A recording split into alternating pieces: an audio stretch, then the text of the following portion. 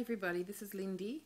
I just thought I'd get comfy on the couch and have a little chat and tell you a few things about myself and how I think I got to this weight, this level of morbid obesity, as they like to call it. I went and saw my GP today because I had to get her to fill out the forms for having my super released.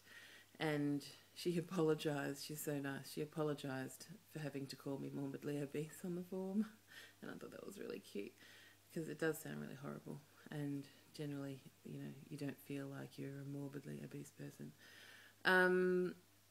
So I have spoken to my the practice manager at the surgeon's rooms in Melbourne, and decided to go ahead with them. So she has booked me in to see the physician on the 20th of February.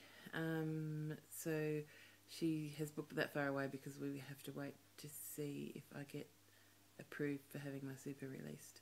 And if that all goes fine, which hopefully it should, then I'll have the appointment with the physician on the 20th, and then I think sounds like we book the date for surgery after that, which is going to be awesome, and I really, really, really can't wait for it.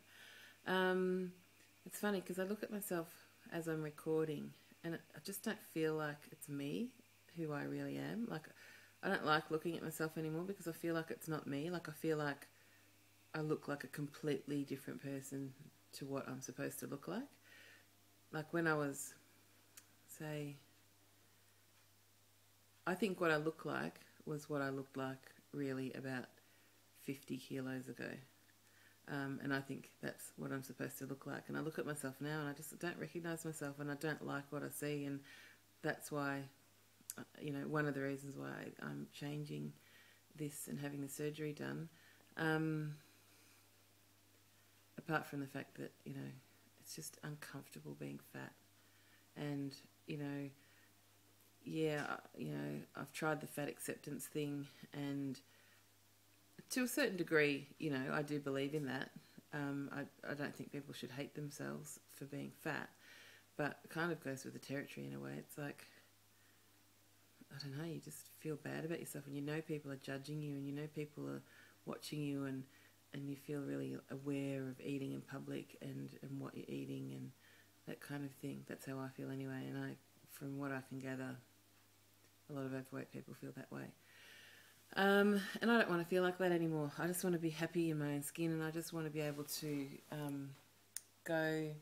just enjoy my life, just go about my life and be fit, and not, you know, not worry about chairs breaking, not worry about if I, you know, can fit my legs under the table wherever I go, not worrying about what I look like on the beach, and, you know, and being able to walk down that massive set of stairs that leads down to the beach, rather than saying to my son, no, I'm not going there because there's no way I'm going to get back up those stairs. Like, it just makes me feel yucky, and just makes me feel like I'm not getting the most out of my life. And, like, you know, morbid obesity does increase your risk of dying, and I really don't want that to happen.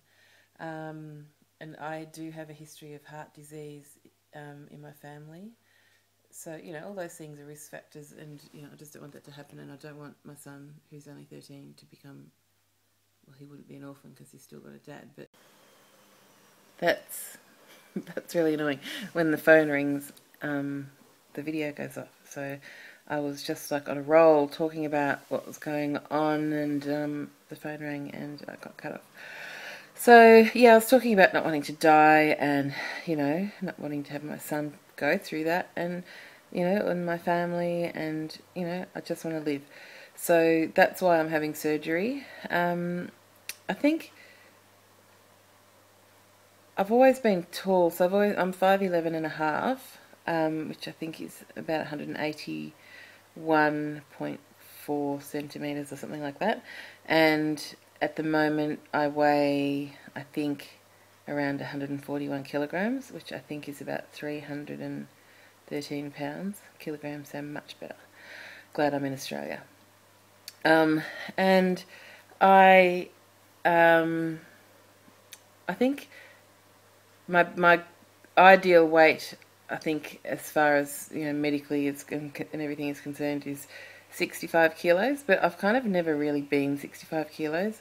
Because I've always been tall, I've always felt like I was fat, but actually, when I look back, at myself through my teenage years and as a kid and everything, I was never fat. Like, I was just bigger, and most of my friends were smaller and more petite, and so comparatively, I just felt really big and fat around them, and so I think I was about 14 or 15 when I did my first diet, and I remember losing a few kilos, and I remember getting to a size 10, which, it was pretty thin for me. And when I look at those photos, I think I look too thin. So, I guess I don't know how much is in the big bone kind of thing, but I think, I'm a bigger framed person. So for me, I think probably 75 kilos would be ideal. The other thing too is that my skin's really crap at the moment, and I look really, really crap at the moment. But 10 kilos ago, people have always said that I look younger than what I actually am. I'm 44, and my whole life people have said that I look younger than I am, and I worry that if I lose a lot of weight that my skin's going to get all wrinkly and I'll look older, and I don't want to. So I reckon ultimately I'm going to go for probably about 85 kilos, which is what I was before I had my son 13 years ago. And that's when I felt my best. And I was actually working as a plus-size model then, and I did that for quite a few years until my son was about 2, and then once I reached about size 20, I didn't get any more calls from my agent, and I had been doing reasonably well.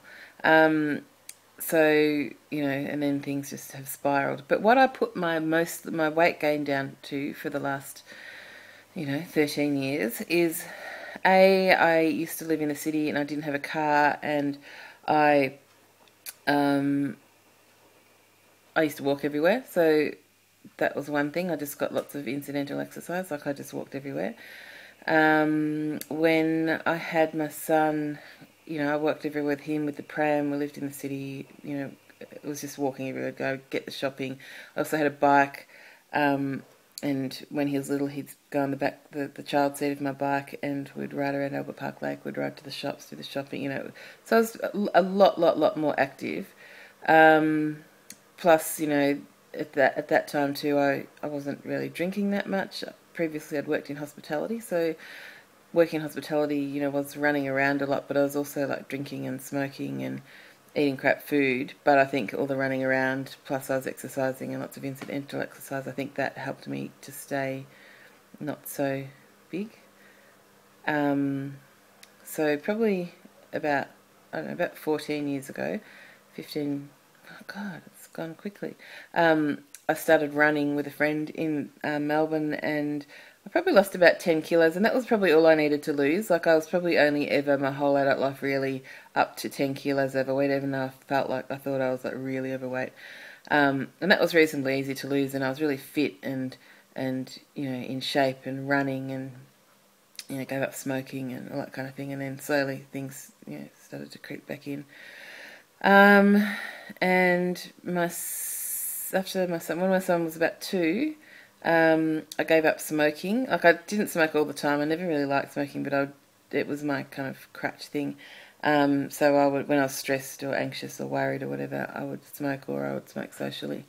And on his second birthday, I just went, yuck, I hate this, I'm stopping, and I just stopped, and I've never smoked since. So I think giving up smoking was my kind of oral fixation thing, and I think that after that I really started to become more of an emotional eater. Add to that, around the same time I got a car, and so I didn't walk everywhere as much, and so that became much less active. I also found out too, after my son was born, I had a thyroid problem where my thyroid I had Graves' disease, where my thyroid went like way overactive, and I actually lost a lot of weight straight after he was born, but was also, very uncomfortable and in a lot of pain and discomfort and things because of it. So then, they gave me medication to bring that down, and then after a while, my thyroid went severely underactive. And ever since then, I've had a thyroid problem, which also runs in my family. My mother, my grandmother, my great-grandmother all had underactive thyroids. So there's that. So that, contributes to it. I was taking antidepressants from then as well. And I think they are renowned for causing weight gain. And I think the reason they cause weight gain, for me anyway, is because they kind of make you apathetic about stuff. Like you don't really, it's not like you don't care, but you kind of let things go a little bit more, I think.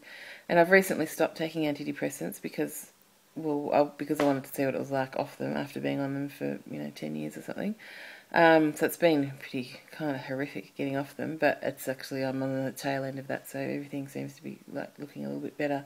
And I think the depression sort of aspect, I mean, I still got depressed when I was on antidepressants, and I have a feeling that could be to do with the thyroid, because that can cause you to be depressed as well.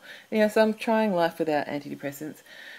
So this year's going to be a big change for me, and I'm really excited that this process of having the gastric band done has started, and I'm really, really glad that I made the decision. And all of you other people out there on YouTube who have done it, mostly, and I try not to read the negative ones because really I don't really want to know about that. You other people are pretty inspiring, and I see good results. And even if I lost 20 kilos and that was it, seriously, I would be so much happier. So that's my story, and I'm sticking to it. Hopefully, I've just got to send off the forms. I've got to wait for a letter from the specialist to put in my application to DHS to have my super released, and that should come tomorrow, and then I'll send that off this week, and hopefully I'll get approved really quickly and can just start moving forward.